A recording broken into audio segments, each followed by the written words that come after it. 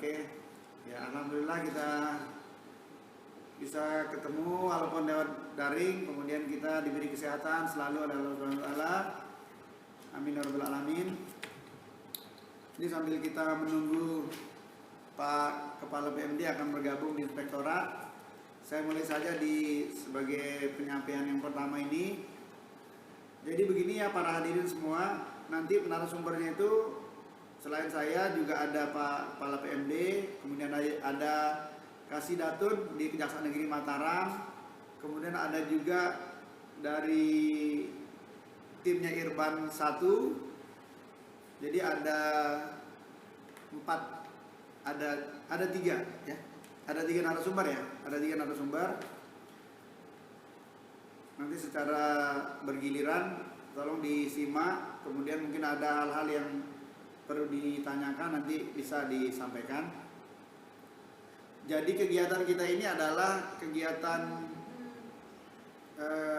yang disampaikan Pak Irban 1 tadi adalah Gardumente, gerakan terpadu menuju nol temuan. Tapi ujung dari misi kita itu adalah bagaimana ke depan kita akan membangun desa mandiri. Jadi dengan adanya kerja yang baik sehingga tidak ada penyimpangan, lalu nanti menjadi nol temuan, itu ke depannya kita berharap desa itu menjadi satu desa yang mandiri nanti. Saya perkenalkan dulu, ada beberapa istilah di sini. Ada istilah membangun desa mandiri, ada istilah Gardumente, kemudian ini medianya ini kita sebut sebagai Zoom meeting atau rapat-rapat daring. Nanti rapat daring ini kita beri nama dia biar gampang, menjadi satu terminologi yang gampang kita sebut. Misalnya nanti kita buat Apip menyapa desa misalnya begitu. Ini belum familiar. Tapi maksud saya supaya yang keliru, Zoom meeting ini adalah satu media untuk melakukan kegiatan gerakan Gardumente yang tujuannya mencapai kepada terbangunnya desa mandiri. Saya lanjutkan, materinya bisa ditanggapi. Jadi kalau kita bicara tentang membangun desa mandiri, banyak hal yang bisa kita bahas di situ. Tapi akan saya sampaikan beberapa hal yang mungkin lebih simpel untuk bisa dipahami. Kemudian atau bagaimana, mengapa desa perlu mandiri gitu. Desa itu coba diusahakan.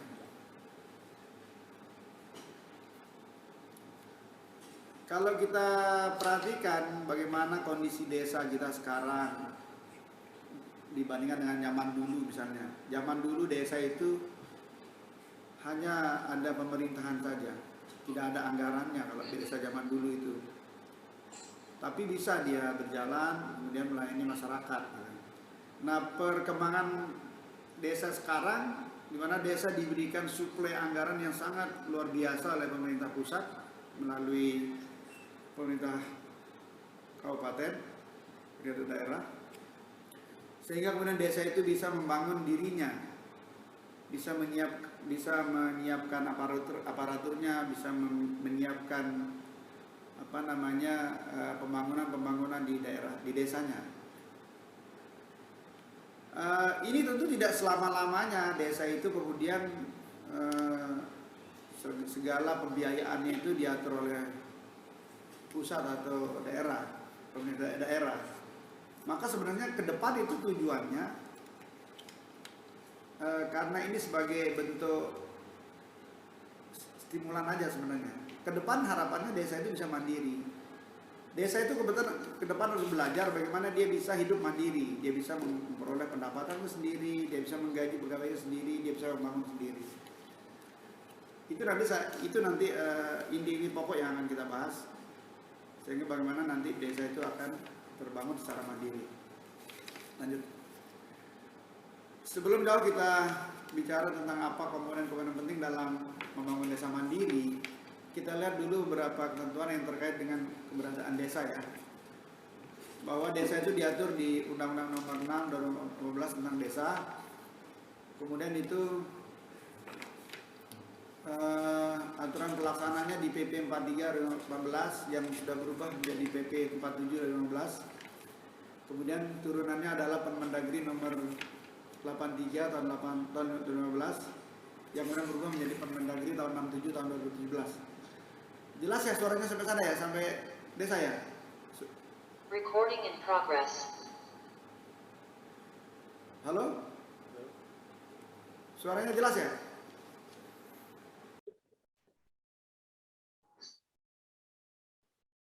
Halo? Suaranya jelas ya? Pak Camat? Pak Kades? Jelas suaranya? Pak Kasih Datun? Bisa nangkap suara saya?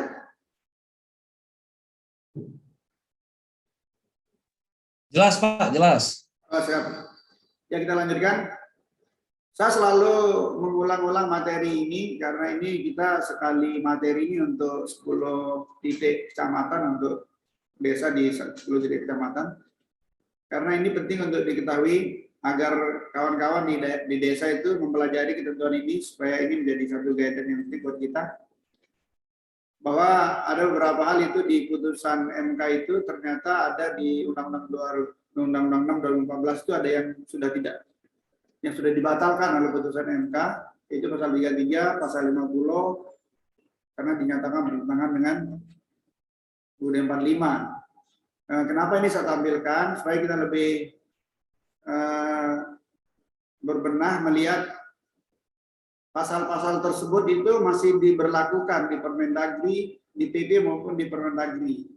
Padahal itu sudah dibatalkan oleh putusan MK. Nah, walaupun ini tidak saya bahas lebih jauh, tapi setidaknya ini mengingatkan kita semua tolong dipelajari lebih mendalam lagi. Silakan dilanjutkan. Ya, baik. Sebagai satu penduluan yaitu saya katakan tadi di dalam Undang-Undang nomor 6/14 tentang desa, di sana sudah dibangun semangat dan dorongan untuk membangun desa sehingga menjadi mandiri, mengembangkan keberdayaan dan pembangunan masyarakat desa di bidang ekonomi, sosial, dan kebudayaan dan lain-lain. Yang nampak dalam implementasi saat ini lebih banyak pada upaya menyediakan dukungan finansial terhadap rakyat miskin. Padahal seharusnya itu dikembangkan ke arah mendorong usaha ekonomi desa dalam arti luas. Penciptaan kegiatan-kegiatan yang membuka akses produksi, distribusi, dan pasar bagi rakyat desa dalam pengelolaan kolektif dan individu harus berkembang dan berlanjut. Kemudian mengupayakan dan menciptakan kekuatan dan keberdayaan desa dalam memenuhi kebutuhan dan pelayanan kepada masyarakat desa. Kemudian memetakan aset-aset dan terus menggali potensi-potensi yang dapat menjadi item pendapatan desa. Lanjut. Desa mandiri itu apa? Desa mandiri adalah sebuah desa yang tidak bergantung pada pemerintah, baik pemerintah pusat maupun daerah. Karena desa tersebut memiliki kewenangan dalam hal administrasi dan juga kewenangan di mana nanti akan lebih memaksimalkan perekonomian masyarakat yang ada di desa tersebut. Sehingga nanti akan terjadi perputaran roda perekonomian di dalam desa yang bisa semakin membantu masyarakat untuk lebih hidup sejahtera. Maka dana yang diberikan oleh pemerintah saat ini bisa dijadikan sebagai dana untuk mengelola desa tersebut di tahap awal, terutama yang berkaitan dengan infrastrukturnya. Kemudian secara perlahan-lahan desa akan mampu menggali potensi secara mandiri sebagai modal pembangunan desa, sehingga secara bertahap akan mengurangi ketergantungan kepada pemerintah pusat maupun pemerintah daerah.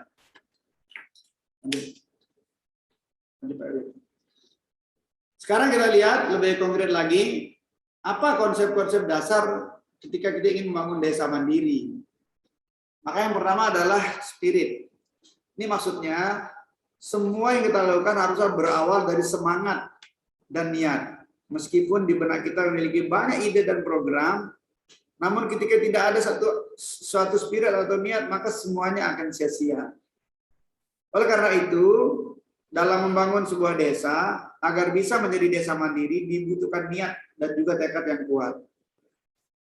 Seseorang harus memiliki pemikiran bahwa desa merupakan sebuah wadah yang paling tepat untuk melakukan atau berbuat sesuatu yang terbaik, ataupun sebagai tempat mengabdikan diri.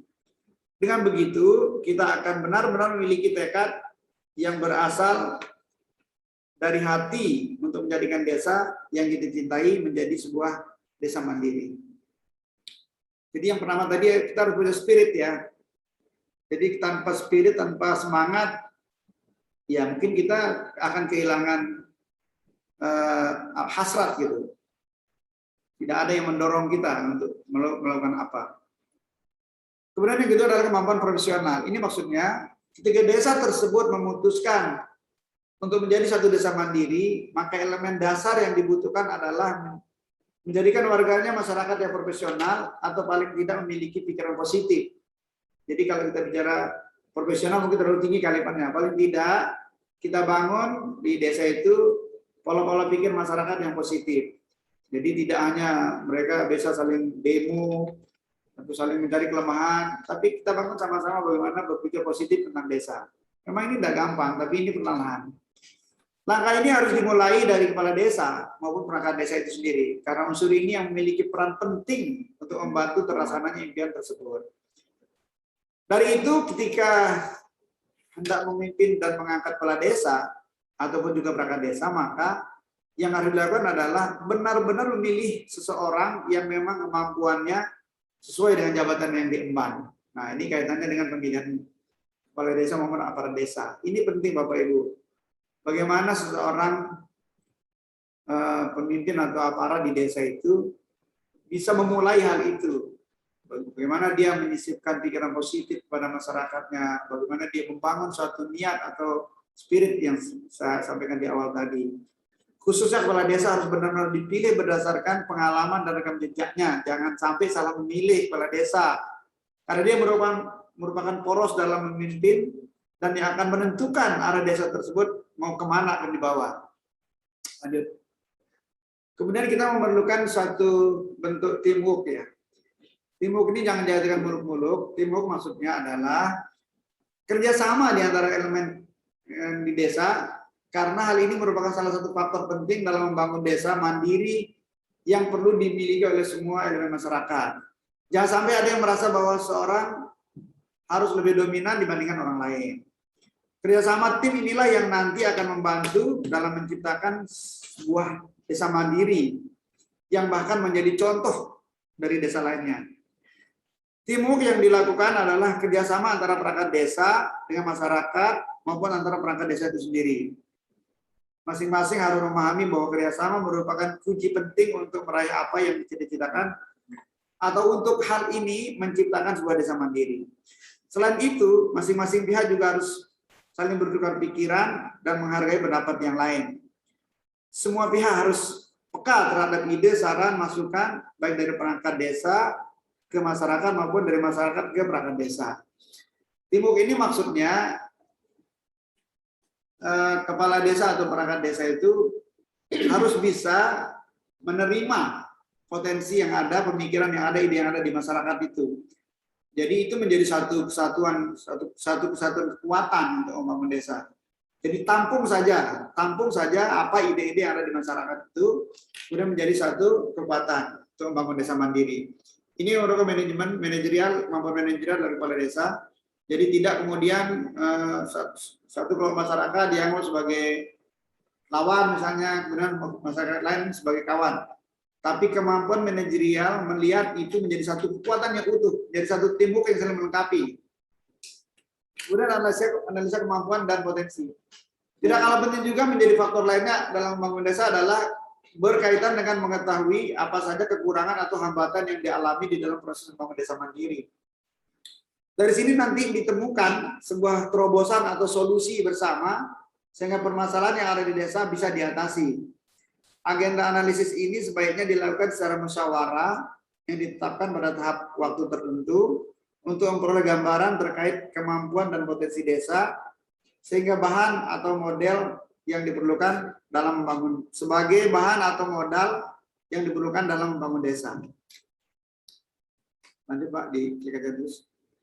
Nah sekarang kita lihat gambaran utuh di kanan atas. Terus gambaran utuh struktur desa mandiri, membangun desa mandiri.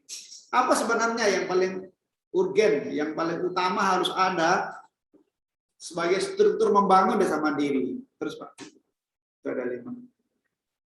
Ini ada 5 komponen yang perlu dibangun di desa, yang perlu ada di desa, yang sahut menyaut, saling melengkapi, yang dikatakan teamwork tadi untuk saling melengkapi, sehingga desa itu akan terbangun secara mandiri.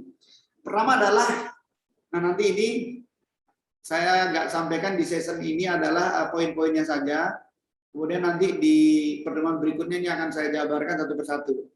Tapi untuk sekedar gambaran, coba kita lihat dulu pemerintahan desa, bagaimana tadi saya sampaikan, pemerintahan desa yang terdiri dari kepala desa dan aparatur desa, ini adalah komponen yang sangat penting dalam membangun desa mandiri. Tadi dikatakan unsur inilah yang mengarahkan kemana dan bagaimana desa itu akan dibawa. Sehingga tadi dikatakan unsur-unsur pemilihan kepala desa jangan sampai salah pilih. Kepala desa ketika memilih aparaturnya juga jangan sampai salah pilih, jangan hanya karena suatu kedekatan kemudian dia diangkat. Tapi silakan nanti kualitasnya, kapasitasnya itu menjadi satu pertimbangan. Sehingga ini menjadi modal utama ketika membangun desa mandiri. Kemudian masyarakat. Kondisi masyarakat di suatu desa itu juga akan menjadi faktor penentu apakah desa itu bisa mandiri apa tidak gitu. Tapi masyarakat itu tentulah bermacam-macam struktur di sana. Inilah kembali kepada kemampuan manajer kepala desa dan aparatnya untuk bagaimana memanage berbagai macam perbedaan, berbagai macam ide yang ada di masyarakat untuk dikelola, untuk dibangun satu teamwork sehingga dia menjadi satu potensi yang sangat penting untuk membangun desa.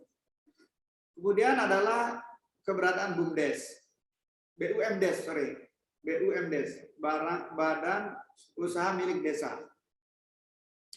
Jadi dalam desa itu sama seperti rumah tangga. Jadi harus ada income-nya, harus ada pendapatannya. Dari mana dia mulai dapat? Dari mana dia akan memperoleh pendapatan? Dari adanya usaha desa. Di samping tadi disampaikan ada DD, ADD dan seterusnya. Saya katakan itu sebagai tahap awal sebenarnya itu. Jadi pemerintah kita saat ini memberikan kita bantuan ADD dan DD itu sebenarnya modal awal itu. Tapi kedepannya diharapkan desa itu dia bisa usaha sendiri, dia bisa mendapatkan PAD sendiri. Nah salah satunya nanti dia membangun usaha desa. Jadi ibarat struktur rumah tangga, seorang kepala rumah tangga itu dia bisa menghasilkan pendapatan untuk bisa membiayai desanya. Makanya nanti khusus untuk BUMDes itu, nah ini menjadi perhatian khusus ke depan nanti pengelolaan atau struktur manajemen BUMDes itu betul-betul menjadi perhatian kita ke depan sehingga dia bisa menjadi satu sumber penghasilan yang bagus untuk membangun desa. Kemudian BMDes ya, barang milik desa. Barang milik desa ini juga merupakan modal mandirinya satu desa. Ketika dia punya misalnya satu lahan, membangun satu usaha di sana, atau misalnya satu lahan yang bisa dikerjasamakan dengan pihak lain, atau ada satu gedung bangunan misalnya yang dikerjasamakan dengan pihak lain, itu juga menjadi satu penghasilan atau pendapatan desa yang kemudian desa itu bisa bermodal dari situ. Tolong nanti desa-desa itu diinventarisasi keberadaan barang milik desa, misalnya ada tanah, ada bangunan, ada apa saja, dan dinilai berapa nilai dari barang milik desa itu. Kemudian itu bagaimana cara mengembangkan sehingga barang milik desa itu bisa bertambah, tidak malah dijual. Kadang-kadang desa itu kan atau di mana-mana itu terjadi aset-aset desa maupun aset di Pemda itu banyak yang hilang. Ada yang dijual, ada yang ambil orang dengan cara dibuat dan segala macam. Nah, kalau bisa di desa itu barang milik desanya itu bisa bertambah. Gimana caranya? Itu tergantung dari bagaimana manajemen pemerintahan desa yang bekerja sama dengan masyarakat, saling bahu-membahu, bersatu padu bagaimana sehingga desa ke depan asetnya jadi lebih banyak. Karena dia akan menjadi bisa mandiri ketika dia memiliki aset-aset itu. Coba nanti dipetakan dan didiskusikan. Di desa itu ada yang punya terminal, ada yang punya pelabuhan, ada yang punya pasar, segala macam itu kan juga satu aset itu. Gimana caranya itu tentu tidak sekilas kita bahas di sini. Tapi ini saya beri pancingan dulu ke depan, itu coba didalami oleh pemerintahan desa sehingga dia menjadi satu potensi. Kemudian potensi PADES. Nah, itu yang saya maksud tadi. Ada banyak hal sebenarnya yang bisa dilakukan oleh pemerintah desa, bagaimana dia menggali, menetapkan, atau bahkan memperluas sumber-sumber PAD-nya di desa itu. Saya sampaikan tadi, misalnya tadi ada terminal desa itu kan bisa dikelola sehingga dia bisa mendapatkan pendapatan di sana. Bapak Ibu sekalian, ini secara singkat bagaimana ke depan desa-desa di Jawa Barat ini bisa mandiri. Ini sangat kita harap sekali, tapi ini akan kita bahas lebih lanjut secara bertahap. Saya rangsang kepala desa. Silakan siapa yang mau lebih dulu, siapa yang mau lebih semangat membangun desa. Nah, bisa nanti kita akan lakukan suatu upaya secara maksimal. Sini ada PMB, ada juga kejaksaan, ada juga inspektorat siap membantu Bapak Ibu. Nah, kalau kepala desa bapak-bapak semua ya, nanti Ibu ya. Siap membantu bapak-bapak kepala desa, Pak Camat juga ada. Kita akan coba memberikan satu rangsangan, satu bantuan, satu strategi bagaimana caranya, kemudian desa-desa ini bisa mandiri. Bapak Ibu sekalian, Bapak-bapak kepala desa sekalian, bayangkan saja kalau desa itu mandiri, maka kita bayangkan desa itu akan terorganisir sebagaimana bupati dan DPRD yang selalu sidang, yang selalu rapat menentukan PADES-nya, yang selalu rapat bersidang menentukan APBD-nya. Jadi seperti itu sebenarnya ending yang mau dituju nanti, sehingga desa itu dia betul-betul mandiri, dia bekerja dengan aparaturnya, bagaimana mengelola, membangun desa, memajukan masyarakat, memajukan perekonomiannya.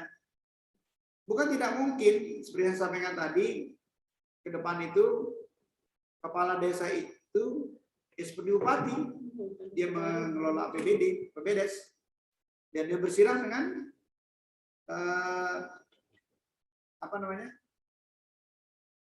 aparat di desa itu BPD ya, BPD. Itu kan miniaturnya bupati dan ketua DPRD itu kan. Nah, sadar nggak sadar itu adalah miniaturnya. Kemudian cara kerjanya harus sama seperti bagaimana rapat dan sidangnya bupati dan ketua DPRD dan anggota DPRD. Di sanalah didiskusikan bagaimana membangun desa mandiri, bagaimana PAD-nya, bagaimana APBD-nya, dan bagaimana pelaksanaan kegiatan pembangunannya. Nah, mungkin itu untuk sekedar pemula. Kita akan bertemu terus setiap Senin, tetapi dengan durasi giliran desa-desa per kecamatan. Jadi acara ini akan dilangsungkan di inspektorat itu setiap Senin, tetapi dengan kecamatan yang berbeda-beda. Ada 10 kecamatan, maka acara ini akan berputar kembali ke kecamatan yang semula itu 10 minggu, kurang lebih. Nah, jadi nanti kawan-kawan sekalian, para narasumber, materinya yang pertama adalah ini, setelah berputar 10 kali baru materinya berubah. Melanjutkan dari materi yang ada. Jadi kita saling menunggu di setiap hari Senin dengan materi yang berlanjut terus setelah berputar 10 kecamatan. Saya harap Bapak Bapak-bapak kepala desa bisa lebih aktif. Kalaupun ada satu permasalahan bisa disampaikan. Tidak pun harus sama dengan materi. Silakan saja permasalahan apa yang di desa disempat-sempatkan untuk disampaikan melalui Zoom ini, sehingga satu persatu permasalahan bisa selesaikan. Mungkin itu dari saya. Sambil jalan nanti kita ikuti perkembangannya untuk berlanjut kepada narasumber berikutnya. Saya mohon maaf kalau ada kata-kata yang tidak berkenan, dan saya terima kasih sebesar-besarnya atas perhatian Bapak Ibu sekalian. Wabillahi taufiq wal hidayah. Assalamualaikum warahmatullahi wabarakatuh.